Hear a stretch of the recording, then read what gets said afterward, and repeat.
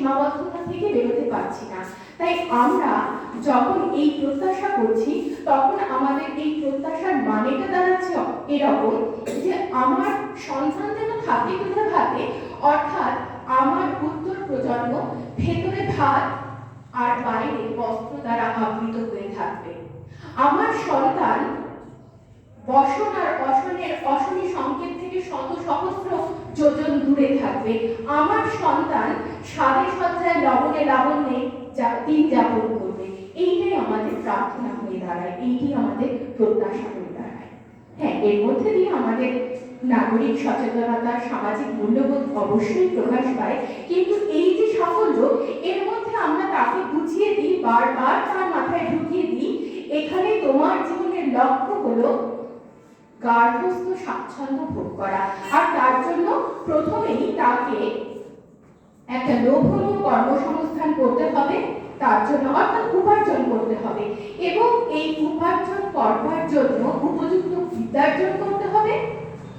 আর তার পাশাপাশি আমরা তাদেরকে এই বোধও তাদের মনের মধ্যে ঢুকিয়ে দিই যে তোমাকে যশস্বী হতে হবে, তোমার নাম হোক, তোমার যশ চারিদিকে ছড়িয়ে পড়ুক, এই বোধ ঢুকিয়ে দিই। এবং কোথাও যেন এই পরিচর্যার মধ্যে থেকে সে হয়তো অনেক অর্থ উপার্জন করতে পারে, কিন্তু জীবনের যে পরমার্থ সেখান থেকে সে বঞ্চিতই থেকে যায়, এবং ধীরে ধীরে এমনই এক গতানুগতিক উত্তর প্রজন্মের সাধারণ অভিভাবকে পরিণত হয়। কিন্তু আমরা যারা সচেতন অভিভাবক বা ইতিবাচক দিক থেকে আমাদের মধ্যে যাদের অনেক সচেতনতা বা ব্যতিক্রমী আমরা যারা, তারা কিন্তু এটা বুঝতে পারি এই থোড় খাড়া আর খাড়াবড়ি থোড় জীবন প্রবাহের মধ্যে অনেক প্রাপ্তি থাকলেও তৃপ্তি কম, অনেক স্বাচ্ছন্দ্য উপভোগ্য হয়ে উঠলেও আনন্দ খুব কম সময়ে আমরা উপভোগ করতে পারি, বা আমাদের প্রচুর সুখ যেমন থাকে অসুখের পাল্লাও ততটাই ভারী থাকে। হয়তো আমরা সাময়িক সাফল্য অর্জন করতে পারি, কিন্তু মানবীয় যে সাফল্য সেটা কি আদৌ আমরা অর্জন করতে পারি? মনে হয় পারি না। তাই ঠিক এই জায়গায় দাঁড়িয়ে আমাদের অভিভাবকদের প্রথম কর্তব্য হলো আত্মসংশোধন, এবং দ্বিতীয়ত নব প্রজন্মের জন্য শাসন, সোহাগ, আদর, আহ্লাদ, আদেশ সমস্ত কিছু একটি সামঞ্জস্যপূর্ণ বিন্যাসের উপকরণ খুঁজে বের করা। এবং সচেতন বাবা মা বা আমাদের মধ্যে সামান্যতম সচেতনতা বোধ থাকলে আমরা কিন্তু এটা নিঃসন্দেহে বুঝতে পারি এমন একটা সামঞ্জস্যপূর্ণ বিন্যাসের একটি নির্ভরযোগ্য উপাদান হলো ক্রীড়া। ক্রীড়া বলতে কিন্তু অনেক ব্যাপক অর্থ বোঝায়, তাই এখানটায় আমরা যে শব্দ ব্যবহার করব নিঃসন্দেহে সেটি হলো প্রাঙ্গণ ক্রীড়া। আমাদের কোভিড উত্তর রোজ নাম চায় কল্যাণকামী অভিভাবকগণ নিঃসন্দেহে এটি বুঝতে পেরেছেন আমাদের যারা সন্তান রয়েছে, আমাদের উত্তর প্রজন্ম খুব একটা সুস্থভাবে বাঁচতে পারছে না। তাদের সমস্ত ক্ষেত্রের পরিপূর্ণ বিকাশের জন্য এবং সমস্ত দিকে তাদের অনাক্রমণীয় করে তোলবার জন্য এই অনাক্রমণতা দৃঢ়কারী উপাদান হিসাবে কিন্তু প্রাঙ্গণ ক্রীড়া একটি নিঃসন্দেহে প্রতিষেধকের কাজ করতেই পারে। এবং এই প্রতিষেধকটি আমরা যদি নিপুণতার সাথে প্রয়োগ করতে পারি আমাদের উত্তর প্রজন্মের ওপরে, তাহলে তারা একটি সুস্থ সুন্দর জীবন প্রবাহে নিজেদেরকে অভ্যস্ত করে তুলতে পারবে। এখন কথা হলো, এই যে আমরা আজকে আলোচনার শিরোনামে প্রাঙ্গণ ক্রীড়া এই শব্দটি লিখেছি, বা প্রাঙ্গণ ক্রীড়া নিয়ে আমরা আজকে আলোকপাত করতে চাচ্ছি, আলোচনা করতে চাচ্ছি, এই বিষয়টি কি? হঠাৎ করে এই প্রাঙ্গণ ক্রীড়া এত প্রাসঙ্গিক বা হয়ে উঠলো কেন? প্রাঙ্গণ ক্রীড়া কি তাহলে নতুন কোনো শব্দবন্ধ? না, কখনো নয়। আমাদের ভারতীয় সংস্কৃতি, এমনকি আমাদের বাংলার যে আবহমান সংস্কৃতি, সেখানে কিন্তু ক্রীড়া, খেলা বা এই প্রাঙ্গণ ক্রীড়া অথবা শারীরিক সক্ষমতা কোনোটাই কিন্তু নতুন নয়। সমস্তগুলোই কিন্তু চিরকালীন, বহু কাল ধরে আমরা আমাদের জীবনচর্চার অন্তরঙ্গ উপাদান হিসাবে খেলাকে মেনে নিয়েছি।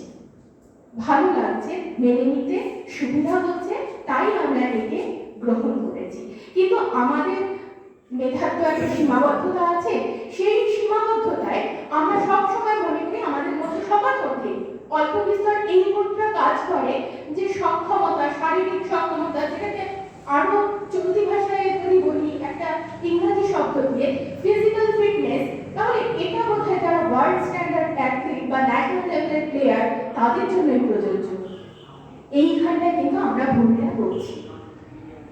ফিজিক্যাল ফিটনেস প্রত্যেকটি মানুষের প্রত্যেকটি মুহূর্তে প্রত্যেকটি কর্মের সঙ্গে জড়িয়ে রয়েছে। যারা দেহশৈলী প্রদর্শন করে, যারা প্রাত্যহিক যাপনকে নিস্তরঙ্গ নির্ঝঞ্ঝাট করে উপভোগ করতে চায়, এমনকি ভারতবর্ষের যে মহান আদর্শ, আমাদের যে সনাতন সংস্কৃতি, সেখানেও বলছে আমরা যদি এই পৃথিবী লোকে জাগতিক সুখ ভোগ করতে চাই, তার সর্বোচ্চ আনন্দের একক ভোগ করতে গেলেও আমাদের কিন্তু শারীরিক সক্ষমতা অত্যন্ত জরুরি। এটা না হয় বোঝা গেল যে আমরা যারা দেহশৈলী প্রদর্শন করছি, মানে যারা ওয়ার্ল্ড স্ট্যান্ডার্ড অ্যাথলিট রয়েছে, বা এই যে হরজান আমাদের পাঞ্জাবি মেয়েটি যিনি মিস ইউনিভার্স হলেন এবছরই, সেও তো দেহশৈলী প্রদর্শন করছে। বা এই যে ডান্স রিয়ালিটি শো গুলো হয়, সেখানে যে ছোট ছোট বাচ্চারা পারফর্ম করে, তারাও কিন্তু দেহশৈলী প্রদর্শন করছে। আমরা সবাই বুঝতে পারছি তাদের কিন্তু একটা হাই লেভেল অফ ফিজিক্যাল ফিটনেসের প্রয়োজন হচ্ছে। এই ফিজিক্যাল ফিটনেসটা আমরা কোথা থেকে পাচ্ছি? এই ফিজিক্যাল ফিটনেসের জন্য আমাদের অবশ্যই যে কোনো একজন ভালো ফিটনেস ট্রেনার বা ফিটনেস অ্যানালাইজার এর সঙ্গে সংযুক্ত থাকতে হবে, তার পরামর্শের প্রতি মান্যতা রাখতে হবে, এবং অবশ্যই মাল্টিজিমের সাহায্য গ্রহণ করতে হবে। ওই ট্রেনিং, সার্কিট ট্রেনিং যা যা আছে নিয়মিতভাবে বিজ্ঞানসম্মত পদ্ধতিতে সেগুলোকে আমাদের চর্চার মধ্যে রাখতে হবে। কিন্তু প্রাত্যহিক যাপন, তার মানে কি প্রাত্যহিক যাপনে আমার আপনাদের কারোরই ফিজিক্যাল ফিটনেসের কোনো দরকার নেই? আছে। কিভাবে আছে?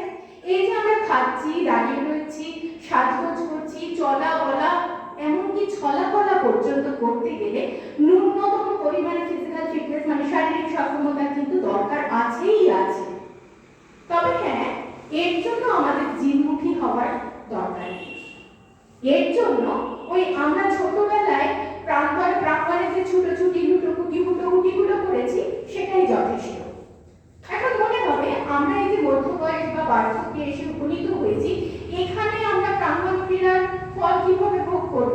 তাহলে কি আমরা আমার সন্তান যখন তার 40, 50, 60 বছর বয়স হবে, তখন তার ফিটনেসের জন্য তাকে কি তখন মাঠে যেতে হবে বা খেলাধুলায় অংশগ্রহণ করতে হবে? না, তেমনটা কিন্তু নয়। আজকে আমরা ন্যূনতম যে ফিজিক্যাল ফিটনেস বা শারীরিক সক্ষমতা উপভোগ করছি, তার মধ্যে কিন্তু আমাদের চর্চাটা কমে গেছে। এই চর্চাটার মধ্যে কিন্তু এখন আমরা নেই।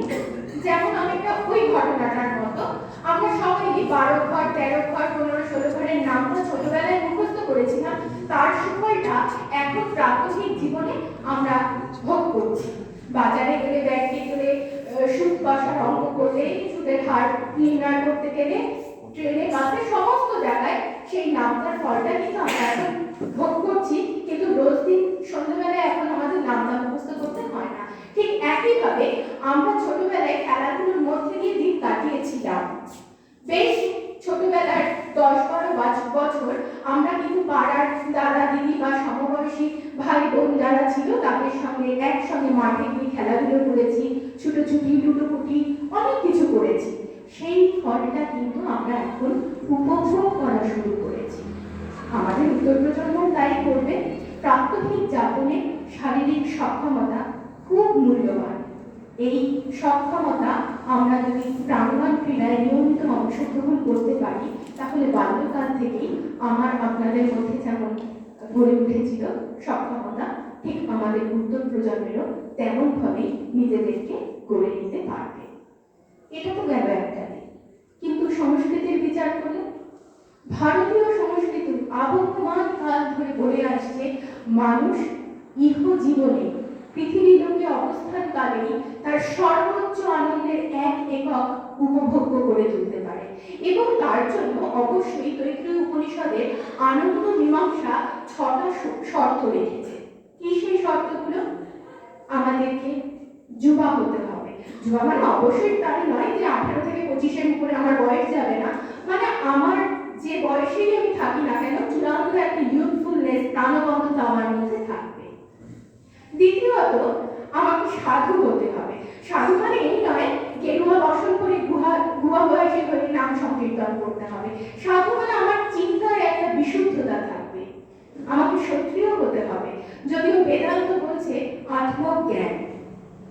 আর স্বামী বিবেকানন্দ তার যুগোপযোগী সংস্করণ করে বললেন আত্মজ্ঞান প্রকৃত জ্ঞান অবশ্যই, কিন্তু বাস্তব জ্ঞান ছেড়ে আত্মজ্ঞান গ্রহণ করলে কোনোটাই কাজে লাগে